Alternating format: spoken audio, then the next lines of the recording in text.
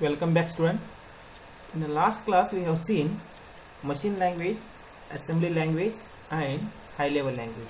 So now I am continuing that lesson. So the next point comes, that is fourth generation language, that is 4GL. This generation languages are closer to human language than any other high level languages. Compared to machine language, assembly language and high level language, this fourth generation language is very closer to human language. It is highly user friendly and independent of any operating system. So this language is machine independent and it highly user friendly. For operating and for using, this language is very easy. This language is having very high speed of execution. We can execute this code very high. Minimum efforts from the user to obtain any information. So to access any information, user has to put very minimum efforts. SQL is the most popular example of 4GL. SQL, structured query language. So that is on the database language. So this SQL is most popular language and this is the example for fourth generation language. So in your textbook they have given a table and they have given features of those languages. You can go through. So once with that machine, assembly, high level and fourth generation languages. So already we have discussed in previous session, and so now we are again discussing. Now point comes language processor. So why we need a language processor? First we have to understand. See, we are writing a code in English language, but before only I said that is computer doesn't know English. It knows only 0 and 1. Now you are writing a code in English language, computer knows 0 and 1. Now in between we need one software. So that software is going to convert your language, so that English language code in the form of 0 and 1. So that is the language processor. That softwares are called as language processor. Okay, that is a brief introduction about language processors. A program written in any other computer language has to be converted into the machine language first. Now you may be using any computer language, so that language code has to be converted in the form of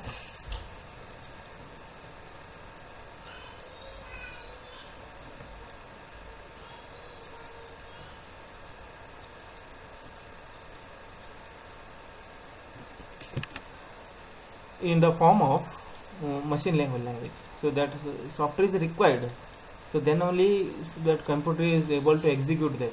So this software is called as language processor or language translator. Now so in a system we have different types of language processors, that is assembler, interpreter and compiler. So these all are the three language processors: assembler, interpreter and compilers. Now we'll see what is assembler. A translator program that is used to convert the assembly language program into machine language is known as assembler. The program so that is converting the assembly language means we are writing a code in the form of mnemonic code. Okay, so that mnemonic code is converting in the form of machine code in the form of zeros and ones. So that language, so that is called as assembler. A program written in assembly language is called the source program, whereas the program converted into the machine language by the assembler is called object program or object code. Now the code, here we have two types of code. One is source code and second one is object code.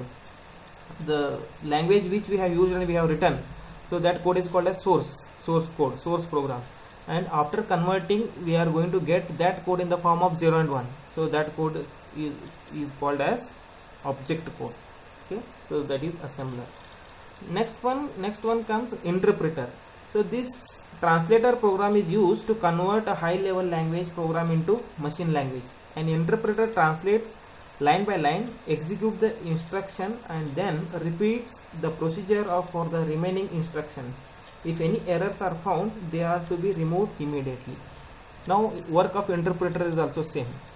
Here interpreter converts that code, high level language code means English language code, in the form of zeros and ones, and so now while executing it executes line by line. So while executing, if it gets any error, so in that case, so that error has to be removed. So manually we have to remove that error, and again we have to interpret once again. Okay, so then only that code gets converted in the form of machine level language. Then we will get the output. Otherwise, so if that error remains, then we are not going to get the result. We are not going to get the output. So that is interpreter. Next point comes compiler. Compiler is a translator program used to convert a high level language program into machine language. This is another language processor, compiler. Work of compiler also again same, converting high level language code in the form of machine language or machine readable code. A compiler translates the whole program at once. Here this interpreter convert the code line by line, but compiler is converting all the code at a time. Okay, so then if it gets any error, so that error has to be removed. See, it generates the object code for the program along with the list of errors. Now it is converting that entire code at once, and when it gets converted, if it gets any error, so with that error list it converts that code.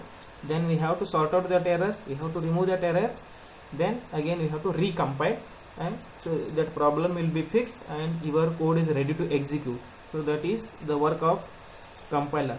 The execution speed of a compiler is faster as compared to an interpreter. If you compare interpreter and compiler, the execution speed is high. The compiler execution speed is high compared to interpreter. Okay, so thank you students for watching.